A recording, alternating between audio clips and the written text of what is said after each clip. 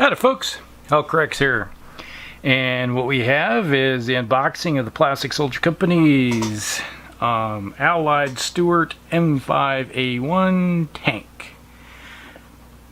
If I remember right, the M5 Stuart was used in Africa.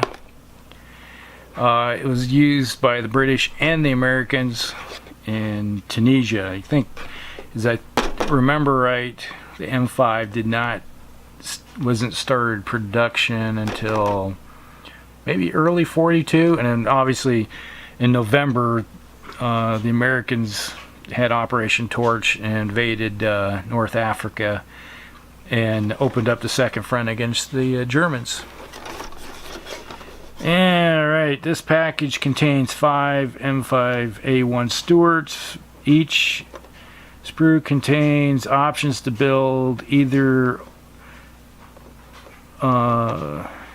early, mid, or late production variant of the US and British commander figures and a Cullen hedge cutter. Well, I was planning on using these as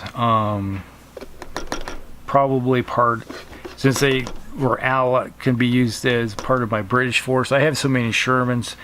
One thing I need to get is some Lees and some Grants also for my Brits, and Lees obviously for my Americans. I have plenty of Shermans. Let's crack open the box and see what we have here.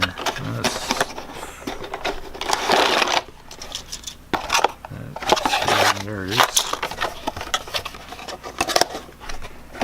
Alright, we have 5 sprues. Yep, 5 sprues. Put that there for a second. And then just look at the piece of paper. Alright, so we have the M5A1 early production, mid production. I'm going to make mine the early production. And then there's the late production. These would be used in like France. These would be mid production. You're probably looking at Italy, possibly.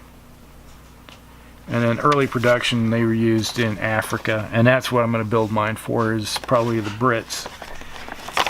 Now, let's see, if we look at the early one, the green, so they use these tracks, this upper hull, they all use the same lower hull, and then the back plate with the where the engine is. Now, they had the M3 Stuart, which was used by the Brits early in the war. They seen action. They were pretty much comparable to like the Panzer III when it comes to armor. The gun could penetrate a Panzer III or a Panzer IV, but as the war progressed, these guys pretty much were relegated to scouting roles, flanking maneuvers, which, you know, they're a light tank, and that is the whole purpose of a light tank, is to get around the flanks and get into the backfield and used by the cavalry. And being a cavalry officer, I can wholeheartedly understand the use of light forces to bypass enemy positions, get in behind, cut off supplies. If you cut off the supplies, blow up other stuff, you're going to starve an enemy out, and that just in itself lowers the morale and makes the job easier, because if they run out of water, especially in a desert environment, it doesn't take very long before an army's like, you know, this is untenable, we can't do anymore. Alright, let's look at the back. Okay, you have assembled driver, co-driver. That's the turret. You wouldn't find a driver there. Alright, so you put the turret together. You have your pintle in the back. It looks like a Browning machine gun. That's probably a 30 cal Browning. Say, if you want the hatch open, it tells you how to carve it open. And then assemble the lower hull with the upper hull, depending on what variant you want. Put on the front drive sprocket. There it is. Put on the engine compartment components, and you put the turret in, obviously with the referenced track assembly. And then here they're showing the late war with the hedge cutters right there. That'd be in Normandy. So if you wanted to build your build these for the American forces as a scouting role in France, these would work great. Build the mid or late war version for later in the war. Alright, let's just look at some sprues. See if we can zoom this in a little bit.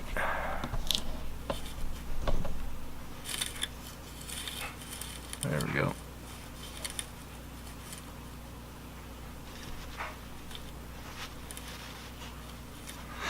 Why? My end logic here is not working so well. Early. Alright, there.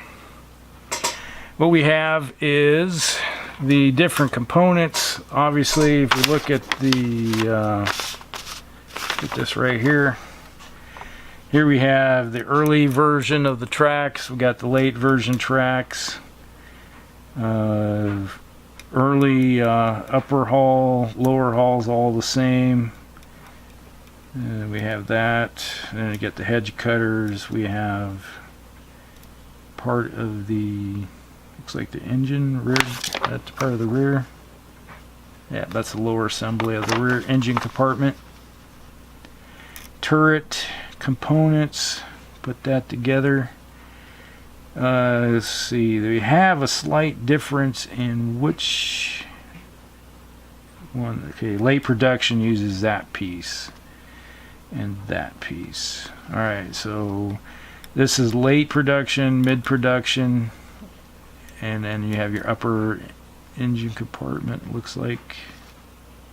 Is that right? Yep.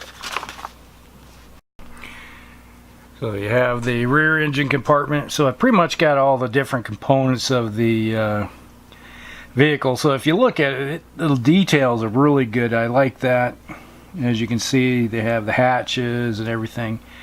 Just wonderful how Plastic Soldier Company puts all these things together and have so much detail in their product. And it's well worth going out and picking these things up. You know, you look at some of the other companies where they have stuff made of resin or it's metal, and I've dealt with over the years, and nothing really compares to these yet, other than, well, I guess Battlefront's starting to come out with plastics, but I haven't looked at any of those other than what I've seen in pictures. So from personal experience, these are really good. So you wouldn't go wrong by going out and picking these up. Now they do have a M3 box from Plastic Soldier Company. I might eventually get that for filling out by early war British. But right now I'm just going to build the M5 early production version, which is this over here. And that will take care of everything for that. And hopefully this is a good unboxing that you enjoyed. This is Hellcrix, and we'll see you on the next one. Hellcrix out.